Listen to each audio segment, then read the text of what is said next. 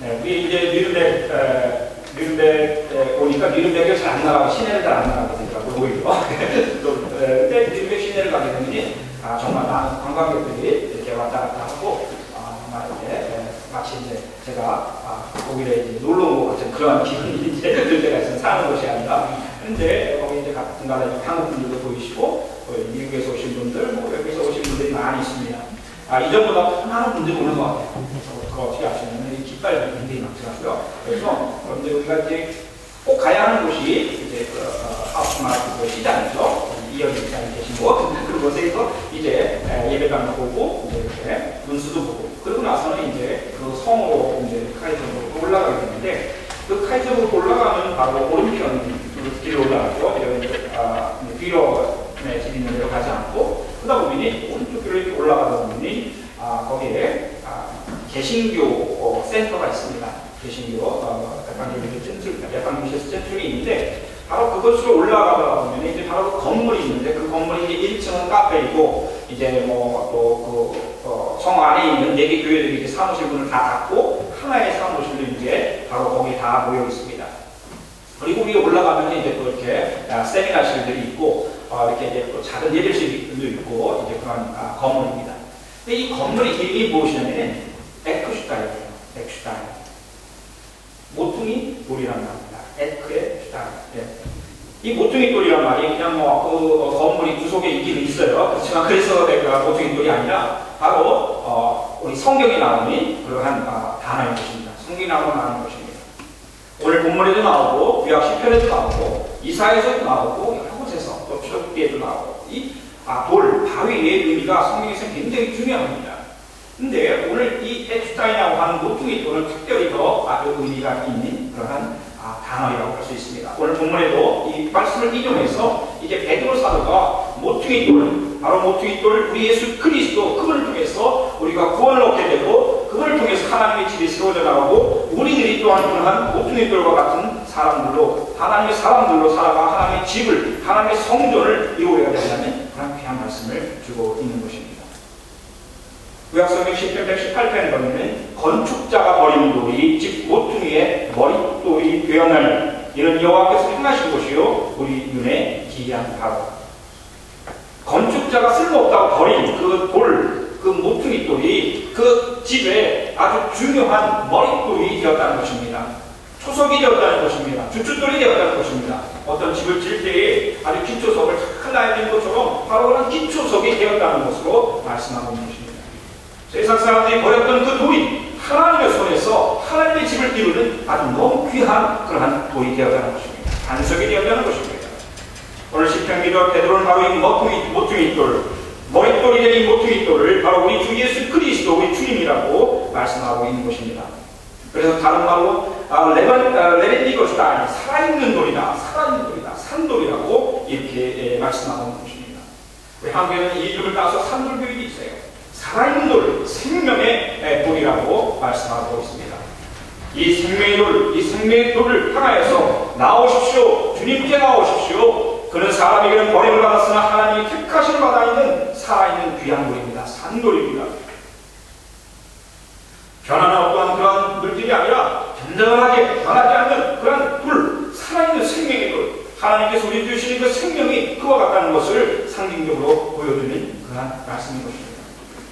우리 예수님께로 나오십시오. 그는 사람에게는 버림을 받았으나 하나님께는 택하심을 받아 살아있는 생명 있는 돌이 되었습니다.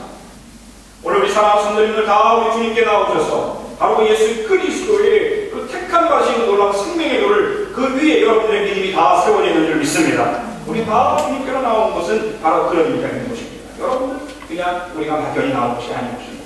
우리의 믿음이 흔들리는 것이 아닙니다. 오늘 본 말씀 보면 하나님의 구원에 이르는 길은 예수께로 나아가는 것이며 바로 그는 사람들에게는 버림을 받았습니다. 고난을 당하였습니다. 침뱉음을 당하였습니다. 창에 찔림을 당하였습니다. 머리에는 가시멜로를 썼습니다. 조롱을 당하였습니다. 그러나 그분이 하나님의 손에서 하나님이 택하셔서 하나님께서 우리를 구원하시기 위해서 살아있는 거룩한 귀한 돌이 되게 하셨다는 것입니다. 여러분 모세가 광야에서 이스라엘 백성들을 어떻게 먹이고 마시게 했습니까? 만나와 배추가루를 먹이셨지만 또한 가장 중요한 물이 먹는 것보다 더 중요하지 않습니까? 이 물을 마시게 되는데 그 수많은 200만이나 되는 사람들을 어떻게 먹을 수 있었습니까? 시간마다 불평입니다. 갈증이 나면은 모세 물 주세요. 물이 어디 있습니까? 광야에서. 이 모세가 그 바위에서 그 신령한 물을 마시게 했다고 말씀하고 있습니다. 이 출애굽기의 사건을 바울 사도는 모두 똑같은 신령한 물을 마셨습니다. 거룩한 물을 마셨습니다. 사람이 주는 물이 아니라 하나님께 주시는 거룩한 물을 마셨다고, 생명수를 마셨다고 해석하고 있는 것입니다. 이스라엘 백성들을 자기들과 동행하는 신령한 바위에서 바로 물을 마셨다고, 그리고 이 물이 나왔던 그 신령한 바위는 바로 예수 그리스도였습니다 라고 고린도전서 10장 4절에서 말씀하고 있습니다. 신령한 바위에서 성령의 놀라운 은혜 가운데 또한 생명의 그 물이 쏟아져 나왔습니다. 그 바위가 예수 그리스도라는 것입니다. 오늘 우리 사랑하는 성도님들 이제 휴가를 앞두고 있습니다. 여러분들의 진정한 쉼이 어디 있습니까? 하나님 품에 있지 않습니까? 그리고 여러분의 마음의 답답함과 또한 모든 영적인 갈급함과 또한 여러분들의 그 목마름을 누가 해소시켜줄 수 있겠습니까? 바로 바위이신 예수 그리스도가 흘러나오는 그 생수와 같은 성령을 통해서 놀라운 이 은혜가 임할 줄 믿습니다. 광야 같은 세상에서 우리들이 생명을 얻을 수 있는 생명수가 나오는 바위, 그분은 바로 우리 주 예수 그리스도라는 것입니다. 주님 제가 목마릅니다. 주님 제가 목마릅니다. 저에게 생수를 허락하여 주십시오 할 때에 여러분들 바위를 칠 때 그 바위에서 예수 그리스도의 간구할 때에 예수 그리스도께서 여러분의 심령을 시원하게 드리는 생명의 물이 여러분들의 영혼을 적셔주시고 다시 생명으로 회복시켜 주실 줄 믿습니다. 여러분들 우리들의 육신의 목마름에 대해서 우리가 얼마나 예민합니까? 사람들이 밥을 안 먹으면 40일은 안 먹어도 되나요? 그죠? 그래서 이제 40일 금식을 하잖아요. 그런데 며칠 물을 안 먹으면 사람들이 어렵게 될까요? 하루 물을 안 먹으면 살 수 있는 것 같아요. 벌써 탈수 현상이 일어나겠죠? 그런데 3일 정도만 물을 마시지 않으면 그 사람은 죽게 된다. 그만큼 우리들은 몸이 90% 이상이 물로 들어있고 우리가 먹는 모든 음식에는 다 그 수분이 다 들어가 있기 때문에 바로 우리가 이러한 물리에서 살아간다고 해도 과언이 아닌 것입니다. 그런데 바로 이렇게 우리의 생명과 직접적인 연관이 있는 그러한 물, 이 생명수가 나오는 생명석 돌이 있는데 바로 그분이 예수 그리스도라는 것입니다. 베드로는 이 산돌로 성돌이 날아갈 것을 간절히 지금까지 말씀하신 것처럼 말씀하시고, 그런데 중요합니다. 생명석으로 나가서 생명의 그 돌로 나가서 생명수를 마시기 위해서는 버릴 것이 있다. 그리고 참을 것이 있다. 이렇게 말씀하고 있는 것입니다. 여러분들이 영적으로 시원하신 그 주님의 놀라운 사랑을 경험하고 생명을 경험하기 위해서는 여러분이 버려야 하는 것이 있다는 것입니다. 그것은 무엇입니까? 그것은 죄인 것입니다. 사탄의 도구들인 것입니다. 모든 악독과 모든 기만과 외식과 시기와 모든 비방하는 말이라는 것입니다. 여러분들 이건 이 사도 바울 선생님도 마찬가지고 이 구약에도 마찬가지고 또 우리 신약에 많은 성경을 기록하신 분들은 이 악에 대한 리스트를 가지고 있었어요. 그 가운데서 이 베드로 사도는 오늘 이렇게 몇 가지, 한 5가지 정도만 다 간추려서 나가는 것입니다. 다 같은 것입니다. 그러나 이것의 그 배후에는 사탄이 있는 것이고 바로 우리 조상 아담으로부터 내려온 그 불순종의 교만의 죄악들에 다 뿌리어져서 맺은 열매인 것입니다. 악독과 기만과 외식과 시기한 것과 모든 비방하는 말. 여러분들 사람이 얼마나 악해질 수 있는가 우리는 매일 우리가 읽는 신문을 통해서 뉴스를 통해서 너무나 잘 알 수 있습니다. 더 설명이 필요가 없습니다. 사도 베드로께서는 오늘 이것에 대해서 이 모든 주님께로 생명의 산도로 나아가기 위해서 생명수를 얻기 위해서 이것들을 버려라 말씀하십니다. 다른 말씀하지 않습니다. 이것을 이기 위해서 이것 무엇을 하나 말씀하지 않습니다. 그냥 쓰레기같이 버리라는 것입니다. 버리는 것 얼마나 쉽습니까요? 그럼에도 불구하고 이것을 버리지 않습니다. 악독을, 기만을, 배신을, 시기를, 비방하는 늘 마음에 품고 사는 사람들이 바로 우리 존재인 것입니다. 왜냐하면 이 모든 것들은 죄와 사탄의 이 모든 도구들은 바로 우리가 구원에 이르는 그것을 방해하는 것들, 걸림돌이 되기 때문에 그렇습니다. 여러분들이 우리 한국을 지금 들고 있는 구원파, 이전 하나가 잘못되면 얼마나 한 나라를 힘들게 하는지 여러분들은 지금 두 눈으로 보고 있지 않습니까? 지금 며칠째 그 어린 생명들을 위해서 위로하고 그 가족들을 위로해야 되는데 오히려 온 사람의 생각이 딴 데가 있는 것입니다. 마치 무슨 영화를 보듯이 그것에 귀를 기울이고 있을 뿐입니다. 구원파들처럼 이 사인이 이단 종파처럼 한번 잘못된 것생각에 빠져들면 얼마나 악독한 것으로 사탄의 그러한 열매들을 맺는지 우리가 보고 있는 것입니다. 한번 구원받으면 무슨 죄를 져도 구원받는다고 하는 그 잘못된 교리가 그들을 엄청난 그러한 사탄의 도구들이 되게 만든 것입니다. 사랑하는 성도 여러분, 우리가 교회를 다닌다고 하면서 주님을 믿는다고 하면서도 계속 악행을 행하고 또 악행을 행하고 있는 사람이 있으면 이 사람은 구원을 받았는지 다시 한번 생각해 보아야 한다. 이것이 바로 장로교의 표시였던 그 칼빈의 분이 하신 말씀입니다. 이번 하나님께서 우리 모두를 구원하여 주셨기 때문에 이 하나님의 사랑에서 우리가 끊을 수 없다고 확실히 있게 말씀하시면서 그럼에도 불구하고 이 사랑, 이 엄청난 예수 그리스도 하나님의 아들의 생명을 두고 값주고 산 그러한 놀라운 구원을 얻었음에도 불구하고 아직도 쓰레기 같은 죄악 가운데서 벗어나지 못하고 계속 악행을 행하고 있다면 그가 구원받은 사람인지 하나님의 사랑을 받은 사람인지를 한번 생각해보라 이렇게 말하고 있는 것입니다. 여러분, 우리가 거룩하신 하나님의 사랑이 구원하고 더러운 것들을 버려야 하는 것입니다. 왕자와 같이 공주와 같이 이제 깨끗한 옷을 다 입혀놨는데 옛날에 그 거렁뱅이가 입던 그런 옷, 더러운 옷 그것을 다시 아침에 주워 입는다고 하면 어떻게 되겠습니까? 말이 안 되는 것입니다. 오늘 본 말씀에서 베드로는 그렇게 얘기하고 있는 것입니다. 아주 단순합니다. 버려라. 그리고 찾아라. 너희들이 찾아야 할 것은 이제 너희 추구해야 할 것은 신령한 저지라고 말씀하고 있습니다. 신령한 갓난아기를 같이 순전하고 신령한 저를 사모하라. 이는 그로 말미암아 너희도 구원에 이르도록 자라게 하려 함이라. 아기로 태어난 아기가 성장해야 하는 것입니다. 자라야 하는 것입니다. 성숙해야 하는 것입니다. 그때 그뿐이 부모님들의 기쁨이 되는 것입니다. 그런데 이 아기들이 처음에 태어나서 아기들이 간절히 찾는 것이 무엇입니까? 엄마의 절인 것입니다. 아주 그 아기들의 그것은 결석인 것입니다. 우리들이 영적으로 새롭게 태어났다고 하면 그리고 우리가 성장하려고 한다면 어린 아이와 같은 이 아기와 같은 심정으로 하나님의 그 은혜를 신령한 저주를 찾아야 한다는 것입니다.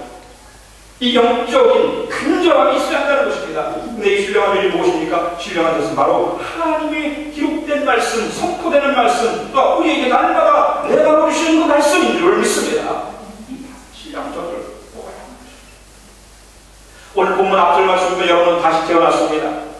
그것은 썩을 씨로 그렇게 된 것이 아니라 썩지 아니할 씨고 다시 살아계시고 영원하신 하나님의 말씀으로 그렇게 된 것입니다. 썩지 않으시고 살아계시고 영원하신 하나님의 말씀으로 우리가 다시 태어났다고 말씀하고 있습니다.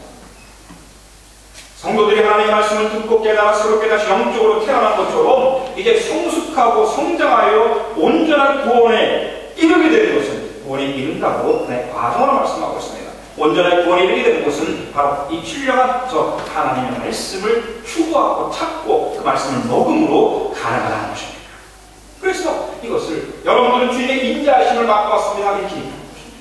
신령한 하나님의 말씀을 듣고 그 말씀이 나의 말씀, 나의 심령 가운데 들어와서 놀라운 변화를 일으킬 때 바로 거기에서 하나님 나를 얼마나 사랑하신가 하는 하나님의 따뜻한 그 자비하신 인자를 경험하고 맛봤다고 말씀하고 있는 것입니다.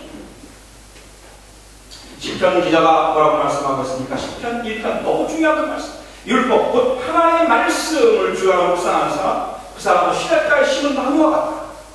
시냇가에 심은 나무가 시절을 쫓아서 과실을 맺는 것처럼 하나님의 말씀을 사랑하고 묵상하고 행하는 사람은 생명의 과실들을 나날이 맺는다고 말씀하고 있는 것입니다. 이것이 우리 영적인 유일한 원리인 것입니다. 우리는 바로 하나님 말씀, 신령한 여리뿐만 아니라 바로 우리의 생명수인 그 말씀을 통해서 바로 우리들 성장하고 성숙하고 하나님 기뻐하시는 그러한 하나님의 사람들 그리고 구원에 이르게 되는 것입니다. 우리가 날마다 영적인 생명을 얻는 길은 영적인 영적인 양식인 말씀을 먹을 때만 그렇게 가능한 것입니다. 여러분, 우리들의 육신의 배고픔과 육신의 목마름에 대해서는 얼마나 결사적입니까? 먹고 마시는 그 문제들에 의해서 우리들의 세상이 움직인다고 볼 수가 있을 정도로 그렇게 아주 너무너무나 기초적인 것이고 우리가 바로 이 육신의 배고픔과 목마름에 대해서 다른 사람의 배고픔 목마를 때 우리가 눈을 감는 거에 대해서 예수님 그것을 가장 나쁜 죄악이라고까지 말씀하실 정도였습니다. 여러분, 그러나 우리의 육신의 배고픔과 목마름은 우리가 살아있을 때 문제인 것입니다. 여러분, 우리가 아무리 죽은 다음에 제사밥을 가장 아주 거창하게 쌓아놓았다고 할지라도 누가 다 먹습니까? 죽는 사람들이. 죽은 자들이 먹을 수는 없는 것입니다. 마찬가지인 것입니다. 우리들이 영적으로 죽었다면 영적인 양식이 필요 없는 것이죠. 세상 사람들이 하나님 말씀 무시하고 우리 예수 그리스도에 대한 그 사랑을 무시하고 하는 것 그거 당연합니다. 왜? 영적으로 죽었기 때문에 그들에게는 이거 필요 없습니다. 신령한 전에 대한 사모함이나 영적인 목마름이나 배고픔이 없기 때문에 그렇습니다. 그러나 우리 사도들은 뭐라고 말씀하고 있습니까? 이제 하나님 말씀으로 다시 태어났습니다. 다시 태어났으면 우리가 축복하고 늘 찬양해야 하고 사모해야 하는 것이 있는데 그것이 바로 구원에 이르는 신령한 저지라고 말씀합니다.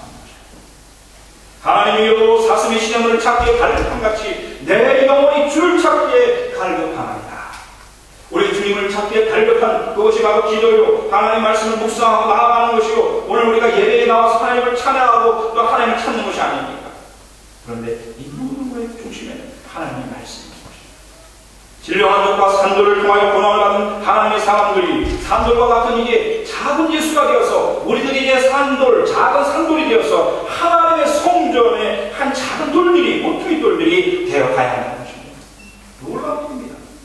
여러분들, 이 건물이 교회가 아닙니다. 이 건물이 성전이 아닙니다. 우리 성경에서 가르치는 하나님의 성전은 여러분들 한 사람 한 사람이 바로 하나님의 성전에 한 벽돌, 작은 모퉁이 돌들이 다 되어서 하나님의 성전 그 일부가 되어져서 아름다운 하나님의 집이 되어진다는 것입니다. 그래서 사도바울 선생님은 성도들이 바로 성전이다, 내가 성전이다, 이런 마음을 여러분들이 가질 수 있는 것입니다.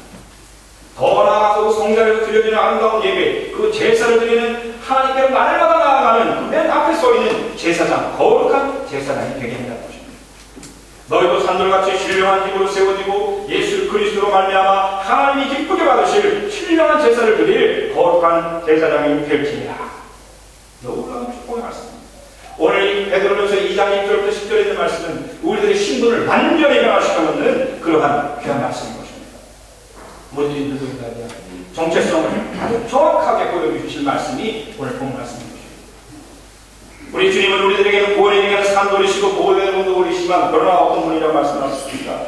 우리 주님을 거부하고 믿지 않는 자들에게는 거친 돌이, 우리 주님이 이상하게도 예수님 믿지 않는 사람들, 하나님 말씀이 신령한 적이 없는 사람들, 거듭나지 않은 사람들에게는 부딪히는 돌이 된다는 것입니다.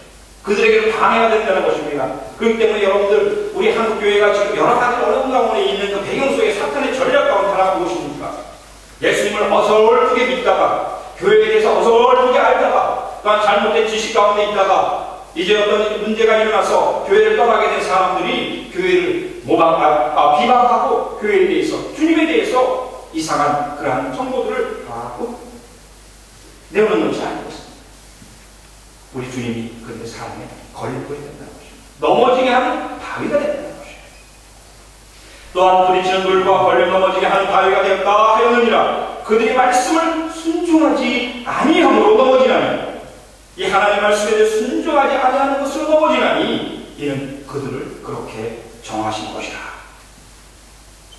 여러분들, 우리들의 하나님 말씀에 순종하거나 순종하지 않는다는 것, 그것까지 하나님께서는 다 아신다는 거예요. 정해놓으셨다는 것입니다.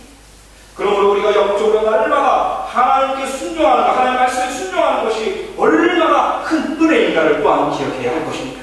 순종하지 아니하는 사람들에 대해서, 순종하지 아니하는 예수를 모르는 사람들에 대해서는 긍휼의 마음을 가지고 살아가야 할 것이며, 또 우리가 하나님 말씀에 순종하여 하나님을 섬기고 하나님의 성전에 모퉁이 돌이 되었다는 것에 대해서 감사해야 되는 것입니다. 주님의 말씀은 항상 우리에게는 축복으로 다가오지만 항상 축복을 받고, 사람들은 자기 생각과 자기 주장과 자기 계획과 자기 경험 때문에 이 축복을 누리지 못하고 오히려 넘어지게 되는 것입니다. 하나님 말씀 구해줬지 않고, 혹은 하나님 말씀이 없습니다. 그러나 하나님 말씀에 순종하는 사람들에게는 놀라운 우주적인 그러한 변화가 일어나는 것입니다. 왕같은 족속이요, 택하신 족속이요, 왕같은 제사장. 여러분들 얼마나 놀라워. 하나님께서 이 세상에 많은 족속이 있지만 하나님을 믿는, 하나님 말씀에 순종하는 자들, 바로 그들을 택하신 족속으로, 너는 내 것이다, 너는 내 것이다, 왕같은 제사장들로 왕과 킹 직분과 또한 이 제사장의 직분을 다 갖게 하는, 구약에 나오는 이 3대 직분을 다 갖게 하는 그 은혜가 되는 거죠. 거룩한 나라, 하나님의 통치하시는 가운데 하나님이 책임져 주신다는 것입니다. 하나님의 소유가 된 백성이, 우리의 소유가 어디 있습니까? 여러분들의 시민권이 어디 있습니까? 만약 내가 한국 시민권을 가지고 있으면은 한국 우리 조국이 나를 책임져 줘야 합니다. 내가 외국에서 무슨 사고가 나면은 무조건 나는 한국으로 이제 가게 돼 있습니다. 가서 거기에서 나를 책임져 주고 모든 일에 대해서 책임을, 또한 나의 해를 끼친 사람에게 책임을 물을 것입니다. 만약 우리가 독일 시민권을 가지고 있다면 어떤 위기가 다가올 때 독일 정부가 우리에 대해서 책임을, 그 사람에 대해 책임을 져줄 것입니다. 문제 해결을 해줄 것입니다. 아무리 그 사람이 고향이 한국이라고 할지라도 시민권이 독일 시민권을 가지고 있다면 독일의 모든 보호와 거기에서 누려야 될 모든 그러한 혜택들을 가질 것이며 동시에 권리와 의무를 다 가질 것입니다. 사랑하는 성도 여러분, 여러분들의 소속이 어디에 있습니까? 우리의 소속이 천국에 되어 있다면 우리들에게 있어가는 모든 일의 책임은 하나님께서 다, 천국의 주인이신 하나님께서 다 져주실 줄 믿습니다. 왕 같은 제사장입니다. 하나님의 소유입니다. 하나님의 거룩한 나라의 백성들인 것입니다. 여러분들이 전에는 사탄의 그 억압하에 있던 어둠 가운데 있었지만 하나님께서 여러분을 불러내서 빛 가운데로 들어가게 하시고 이제 그 빛의 자녀들이 되게 다 해주셨습니다.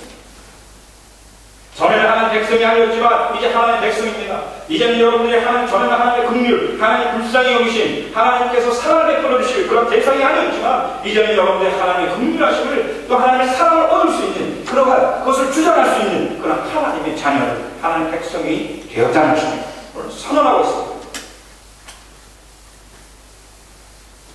이제 바로 이러한 놀라운 하나님의 가운데 들어간 사람들에게 하나님께서 원하시는 것은 바로 하나님의 그 놀라운 사랑, 빛에 들어가게 하신 그 예수님의 놀라운 사랑, 하나님의 그 사랑의 아름다운 덕을 선포하게 하려 하심이라고 말씀하고 있는 것입니다. 사랑하는 성도 여러분들, 여러분들은 버림받은 돌이 아닙니다. 거룩한 성전의 모퉁이 돌입니다. 산돌입니다. 거룩한 제사장입니다. 여러분들은 다른 사람을 구원시키는 바로 놀라운 하나님의 덕을 선포하는 축복의 사람들인 것입니다. 여러분들이 이러한 은혜를 가지고, 이러한 자기 정체성을 가지고 이제 담대하게 더 가까이 주님께로 나아가 신령한 것을 사모하고 추구하는 그러한 놀라운 생명의 사람들이 다 되시기를 예수님의 이름으로 간절히 축원을 드립니다. 아멘.